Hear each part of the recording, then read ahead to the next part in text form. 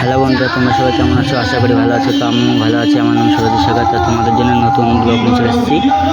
তো দেখো, আজকে আমি চলে এসেছি সকাল সকাল বাতকুল্লা বাজার ধানহাটে। ওখানে কীর্তন হচ্ছে, আজকে ভোগ আরতি। তো গাইজ দেখো, আজকে কীর্তন শেষ, তো ভোগ আরতি আজকে হচ্ছে। তো তোমাদের কীর্তনটা শুনে কেমন লাগলো লাইক কমেন্ট করে শেয়ার করে দেবে। টাটা বাই, তোমরা ভালো থাকবে, টাটা।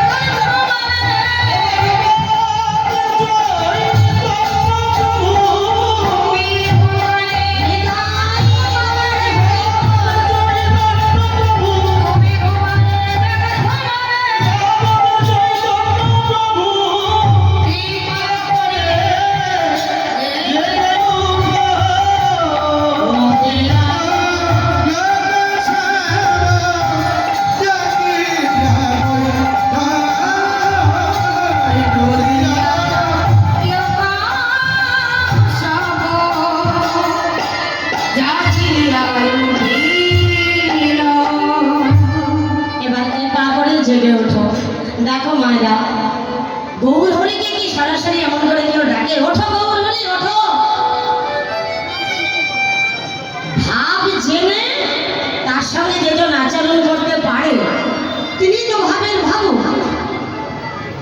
কে কেমন চরিত্রের মানুষ, তার চরিত্রটা জেনে যে পাশে থাকতে পারে সেই হয় তার মনের মানুষ।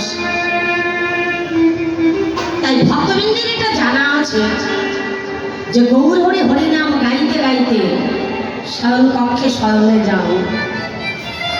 ভক্ত বাদনে হরিনামের ধ্বনি শ্রবণ করে তিনি আবার ঘুম থেকে জেগে ওঠেন। তা জেনে ভক্তগণ গিয়ে আমার গৌর হরির চতুর্দিকে ঘিরে দাঁড়ালেন।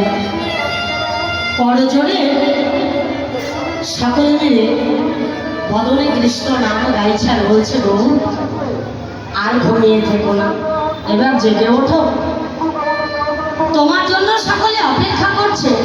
জাগো প্রভু, জাগো। ভক্ত বদনে কৃষ্ণ নামের ধ্বনি মুখরিত। তাকেই দেখো প্রভু, কুলো কুলো রবে চারিদিকে কত পাখিগণ ডাকছে, ওগো ময়ূর